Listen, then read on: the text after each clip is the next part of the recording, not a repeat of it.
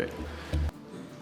For over a year, Canada has worked intensively and in good faith with the United States to negotiate a new comprehensive trade deal. We've been pragmatic, patient, and persistent.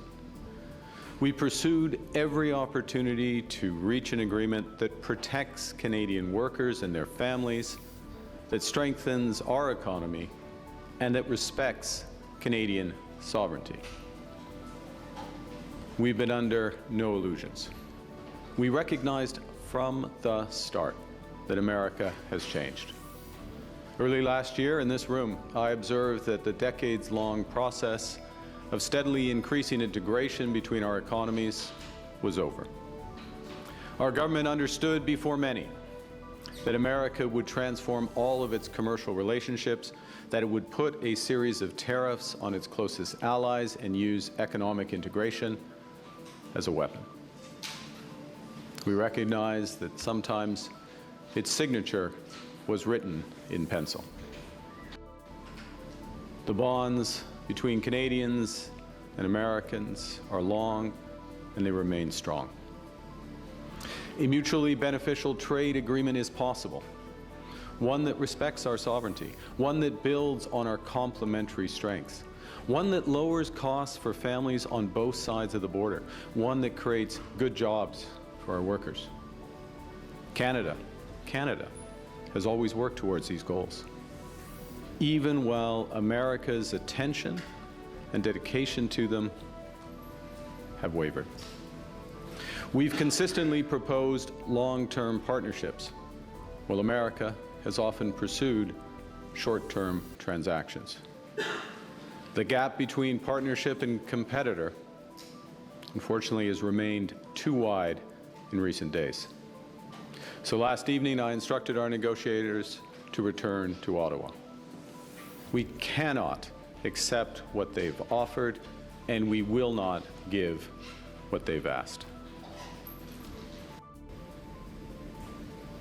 Canada has made offers to secure a fair, comprehensive deal that would be in the best interests of Canadians. We were willing to drop our remaining retaliatory tariffs on strategic sectors, particularly steel, aluminum, and autos, if the United States substantially lowered theirs to levels that made it economic for Canadian companies to export to the United States.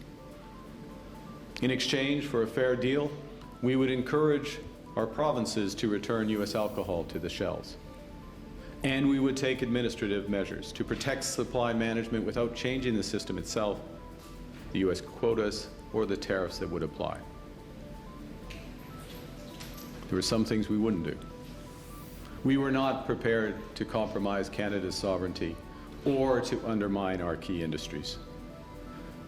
Nous n'étions pas prêts à faire de compromis sur notre souveraineté, la protection de la langue française et notre culture. Pour nos collègues américains, soyons clairs, pour mon gouvernement et pour le Canada, ces questions n'ont jamais été sur la table, même si les États-Unis ont essayé jusqu'à la dernière minute.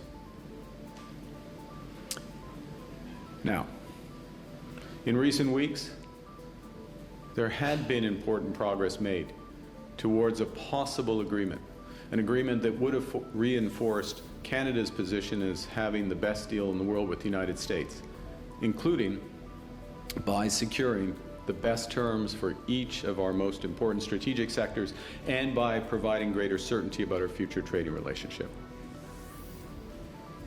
And while we believed earlier this week that we were moving towards a mutually beneficial agreement, in recent days, the United States proposed new terms that were uneconomic, unfair, and undermined the net benefits for Canada and called into question the reliability of any deal. In short, they asked too much and they offered too little. More fundamentally, the cumulative effect of U.S. demands revealed the limits of their commitment to a true economic partnership. As I said earlier, as a result, last evening I suspended trade negotiations with the United States and directed our negotiators to return to Ottawa. you.